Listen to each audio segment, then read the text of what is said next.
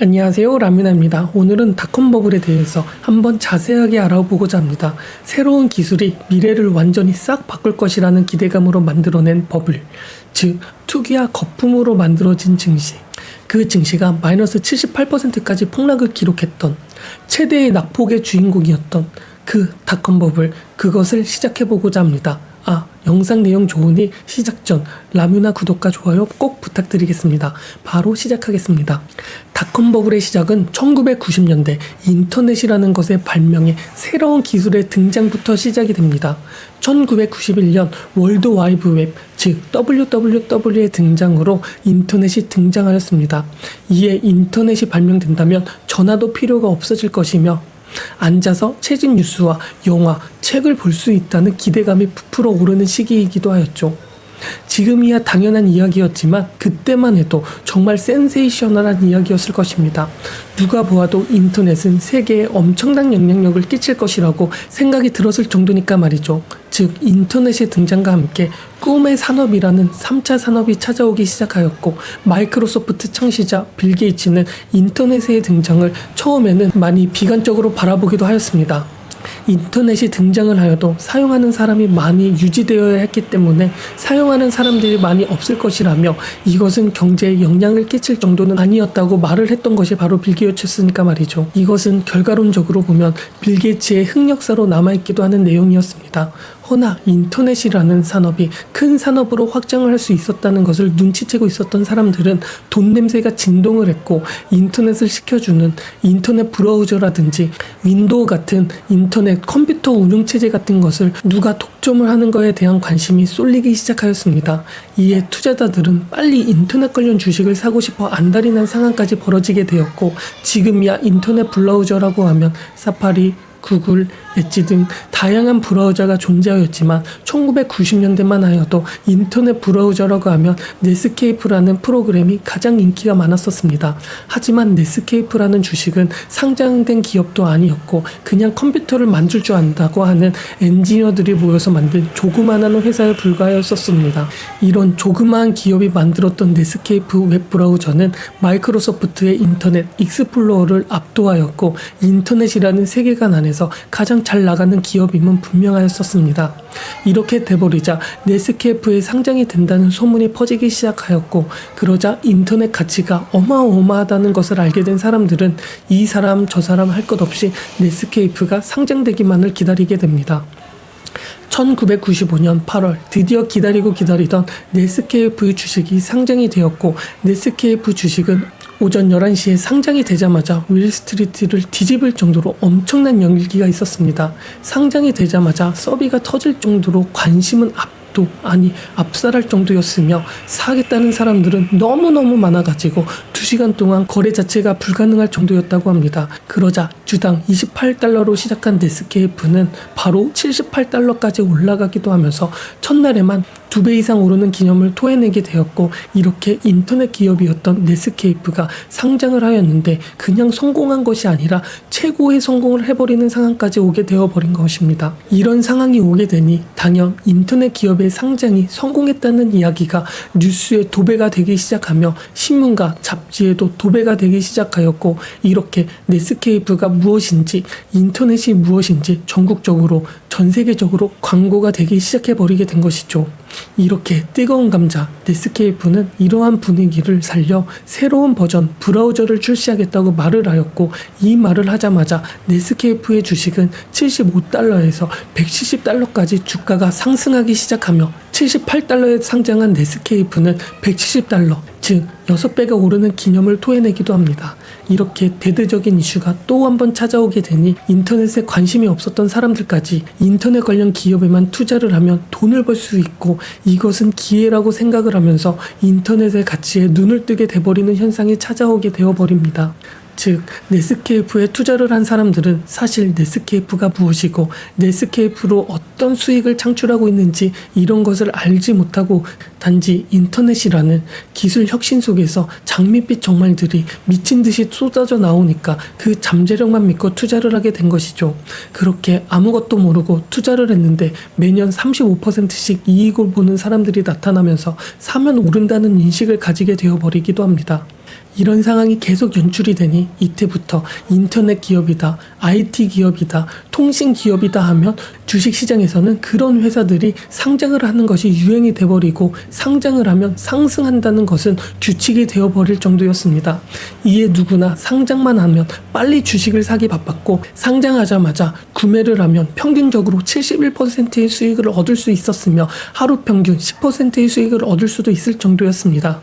즉 1984년부터 1991년 사이에는 기술회사가 상장하는 경우는 흔한 일은 아니었지만 인터넷이라는 이슈가 나오기 시작하면서 1996년에는 274개의 기술회사가 상장하였고 1999년에는 371개의 기술회사가 상장을 할 정도였습니다.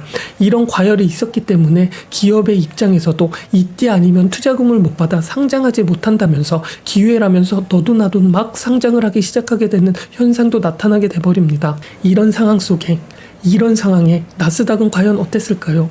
상황이 이렇게 흘러가니 IT 기업의 상장을 많이 하면 할수록 주가는 계속 폭등을 하게 되며 이에 나스닥도 같이 폭등을 하는 기념을 토해내기 시작합니다.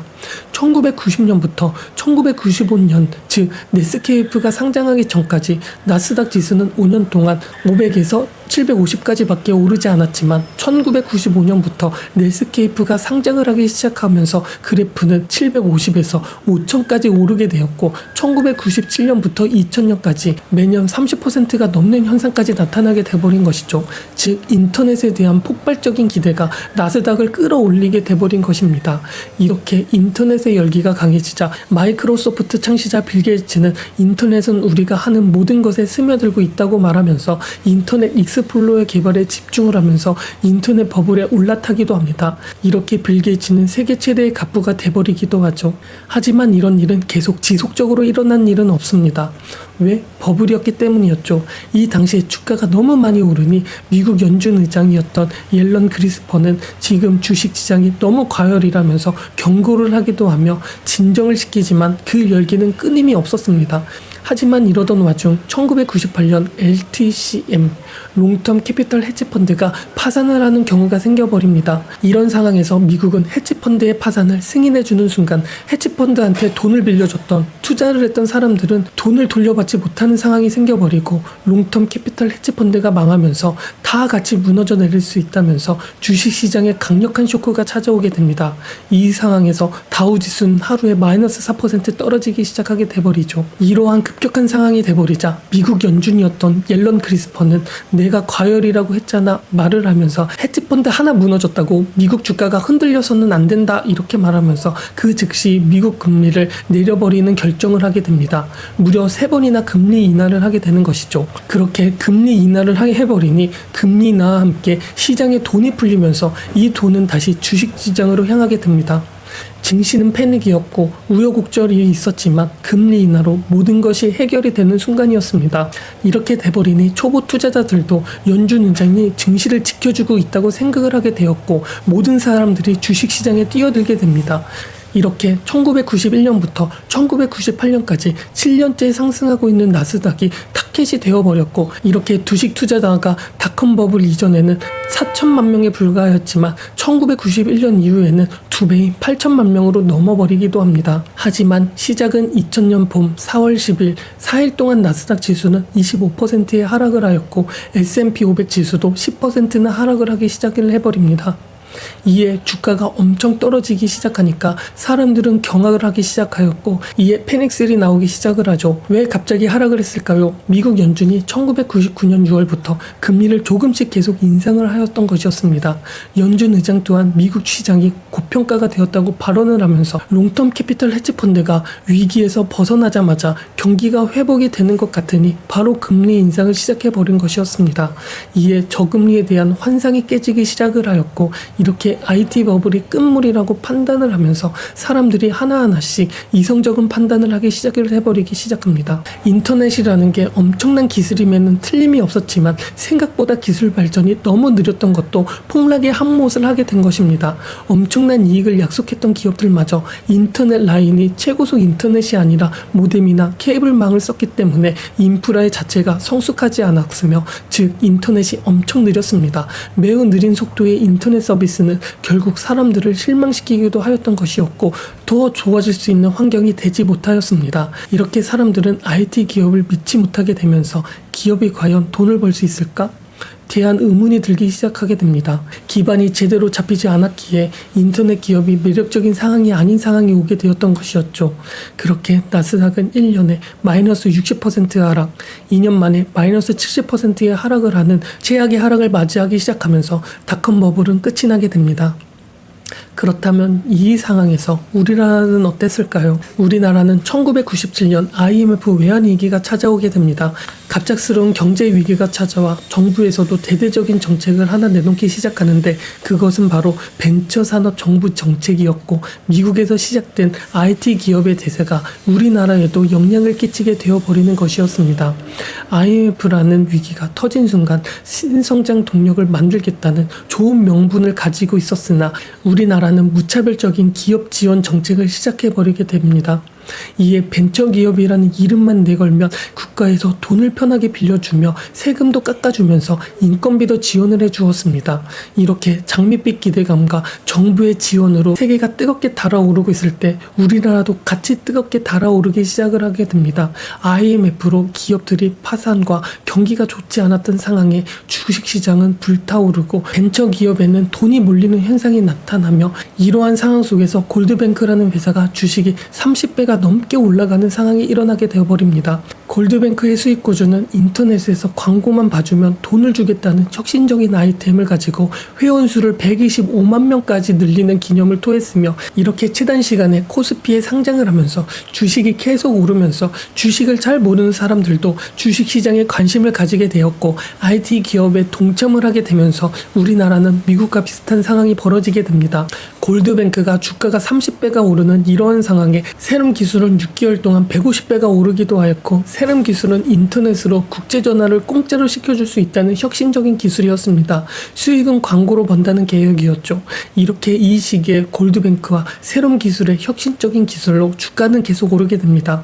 그렇게 IT 버블 이전에 코스닥 지수는 700이었으며 외국인 투자 비율은 5.7%에 불과하였지만 IT 버블 이후 코스닥 지수는 2,900까지 올라가였고 외국인 투자 비율은 42%까지 올라간 상황이었습니다. 이렇게 우리나라도 2000년에 봄이 왔으며 미국의 증시의 폭락은 우리나라에도 영향을 주기 시작합니다. 그렇게 의구심이 들게 되면서 코스닥의 지수는 2900에서 500까지 떨어지게 되며 무려 마이너스 82%나 떨어지는 최대 낙폭을 맞이하기도 합니다.